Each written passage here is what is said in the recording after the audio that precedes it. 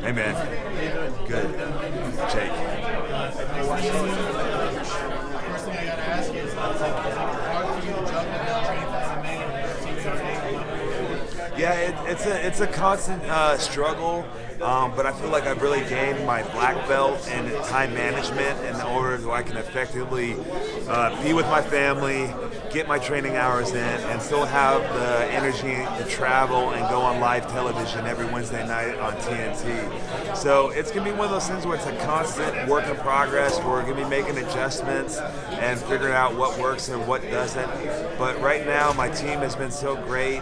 The only adjustment we've had to make is move our rest days to the travel days, and then really be adamant about getting your rest on those days when you can.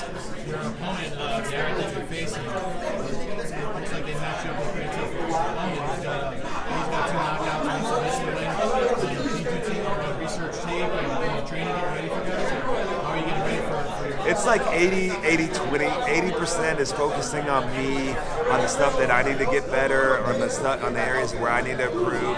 And then, of course, the last 20% is film studies and seeing what he does and then developing a strategy to combat that.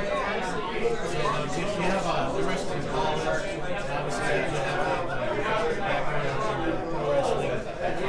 There's the whole relation. Look at the history of mixed martial arts. There's a lot of guys around Waterman, Kim Chum, right there, crossed over there. Yeah. So, how far back did it go for you that made you think, I want to try this out? For me, it was, I wrestled Cain in college, and so when I saw what he was doing in the UFC back in 2010, 2009, it was kind of like, oh, okay, cool. And you see so many guys that graduated back then that went into MMA. You got Phil Davis and Ed Ruth on the card, with me today, and they were the same age as me. It's really cool to see that. The first where I really got the bug though was when a former college teammate of mine, Matt Grice, was fighting for the UFC in Tampa. My wife and I went to the fight, and we really saw the opportunity there.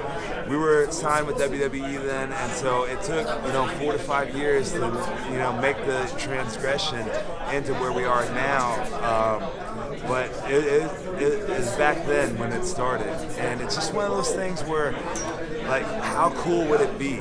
You say that about anything, and okay, let's try it. And if you went through life saying "what if," then you're never gonna do anything extraordinary. And was it scary? Hell yeah, it was scary. Was there times where, on the last 3 years, where I had to look at my coaches and be brutally honest and say I got a long way to go, and really question why am I doing this? Because honestly, as a pro wrestler who had a name for himself, I risked my entire pro wrestling career to come over here and do this and prove who Jake Hager is. You mentioned that history with Cain wrestling.